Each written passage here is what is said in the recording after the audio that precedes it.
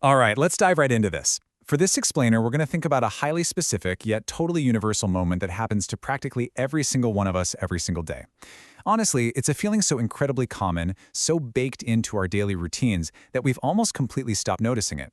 We are going to unpack the psychology of modern anxiety today, but not as some medical condition. Instead, we're going to look at it as an environmental reality that we are all navigating together. Picture this. Think about what happens physically when your phone vibrates or a notification flashes on the screen. First off, the vibration. Immediately, your heart beats just a little bit faster, right? Your attention shifts instantly away from whatever it was you were doing. Thoughts start racing. What happened? Who sent that? Is it important? Now, look around. There is absolutely no physical predator in the room with you. No immediate danger exists whatsoever. And yet somewhere deep inside your body, a highly tuned physical tension instantly appears out of nowhere. And the wild thing is, this invisible reaction, it's happening millions of times every single day, across all countries and across all generations. It is incredibly subtle, but the sheer volume of these tiny little activations means anxiety has basically become our baseline. It exists in crowded trains, office buildings, university classrooms, and bedrooms illuminated by glowing screens at midnight. We wake up anxious, we work anxious, we scroll anxious, and we sleep anxious. In fact, many of us genuinely struggle to even remember what actual total mental stillness feels like anymore. So this brings us to a deeply fascinating and kind of disturbing paradox. If we are living in literally one of the safest and most technologically advanced periods in all of human history, a time where our basic survival needs are largely met, why does everyday life feel like a constant psychological emergency? That is the exact mystery we're trying to uncover today. We're going to break down the hidden culprits behind this modern state of mind. Okay, let's start with part one, an outdated survival machine. You see, for almost the entirety of human history, threats were immediate, physical, and above all, temporary. A predator, a violent storm. Your body would surge with adrenaline, the threat would pass, and your nervous system would recover. Simple, right?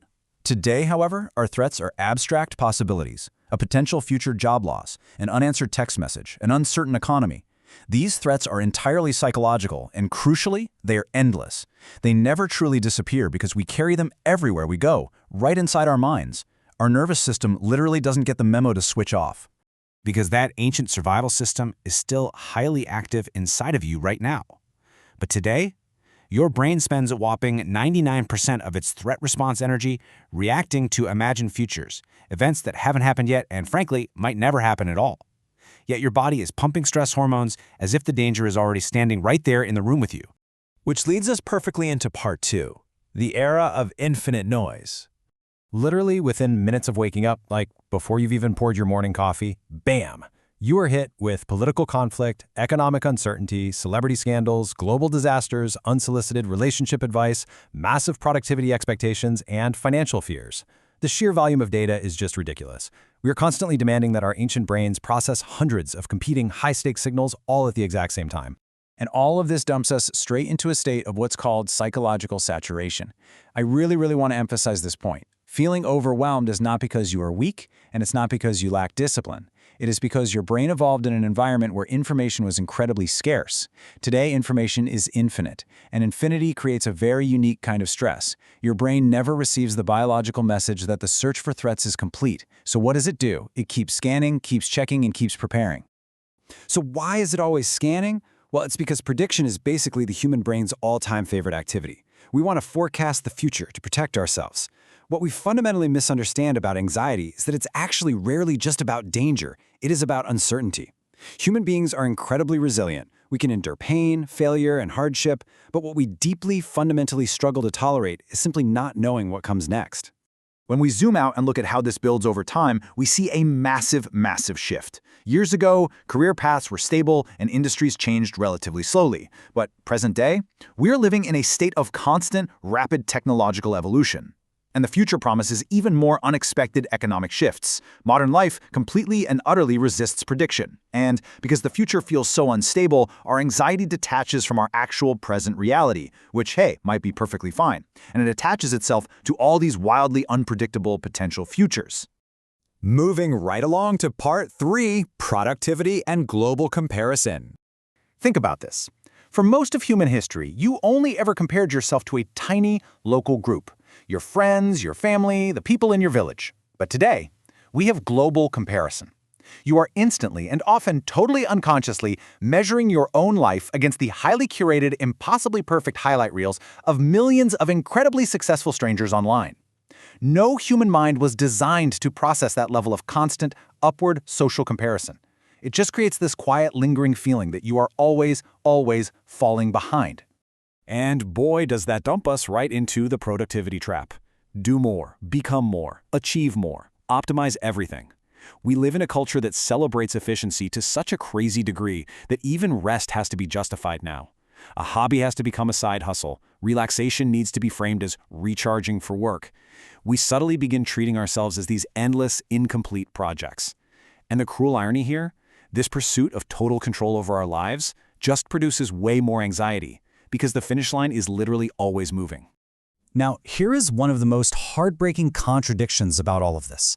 We are more connected than ever before in human history, right? Yet we are profoundly, profoundly alone.